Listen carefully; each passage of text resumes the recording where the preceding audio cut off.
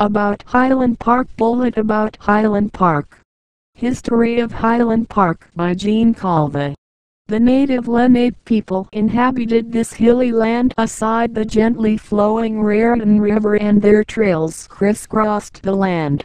One of the earliest recorded European settlers in the Highland Park area was Henry Greenland, who owned 384 acres of land and operated an inn along the Millbrook section of the Assunpink Trail during the late 1600s. It is thought that a portion of the Senecal Retreat House on River Road is part of his inn. George Drake, Reverend John Drake, and Captain Francis Drake, kinsman to the famous explorer, also settled in the area with a group of dissident Baptists. In the early 1700s, a few wealthy Europeans settled on large tracts of land, establishing an isolated farmstead pattern of development that would continue for the next 150 years.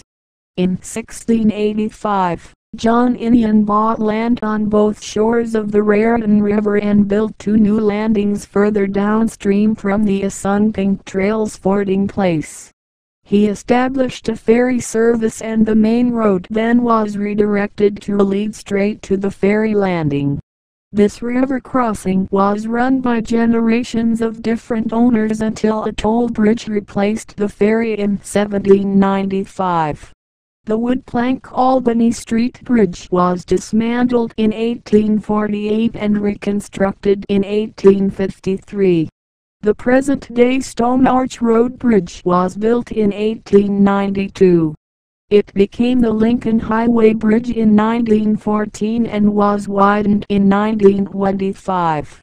In 1809, the Reverend John H. Livingston, newly chosen head of Queen's College, purchased a 150-acre plot of land, which would henceforth be known as the Livingston Manor. Now, a gracious Greek Revival house stands at 81 Harrison Avenue on this property, surrounded by the homes that make up the Livingston Manor neighborhood. The house was owned by the Waldron family throughout most of the 20th century, and it remains Highland Park's most prominent historical building. In the 1830s, both the Delaware and Raritan Canal and the New Jersey Railroad were constructed. In 1836, the New Jersey Railroad and Transportation Company built a rail line that terminated on the Highland Park side of the Raritan River at a station named East New Brunswick, a nickname that stuck for many decades. In 1838, the Camden and Amboy Railroad built a bridge which eliminated the station stop. The two-tier, wooden railroad bridge carried pedestrians and wagons on its lower level. It was destroyed by fire in 1878. An iron truss bridge was quickly built upon enlarged stone piers, which in turn was replaced in 1902 by the 12-span Stone Arch Railway Bridge we see today. Even with the arrival of the canal and the railroad in the 1830s, Highland Park's land remained undeveloped.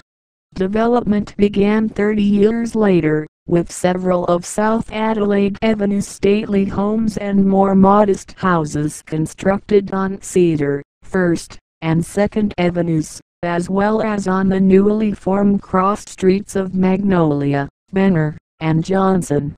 In 1870, our small hamlet changed names from East New Brunswick to Highland Park, a name derived from the housing development on the south side streets.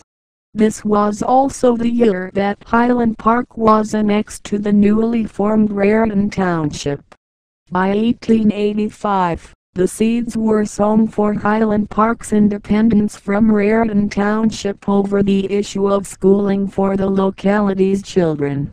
Township officials granted the formation of Highland Park's own school district, and on March 23, 1886, a one-story Queen Anne-style schoolhouse opened to 33 students at the corner of Benner Street and South 2nd Avenue. Miss Chrissy Bartle was the first teacher. 1905 marked the year when the borough of Highland Park broke away from Raritan Township. Important factors contributing to the movement to incorporate were the desire for an independent school system and a related dispute over school taxes. The fire department, which had formed in 1899, also wanted more local control over their affairs. Over the past century, Highland Park's large farm and estate lands have been parceled into smaller suburban residential plots. Watson Whittlesey's Livingston Manor development, begun in 1906, is perhaps the best known example.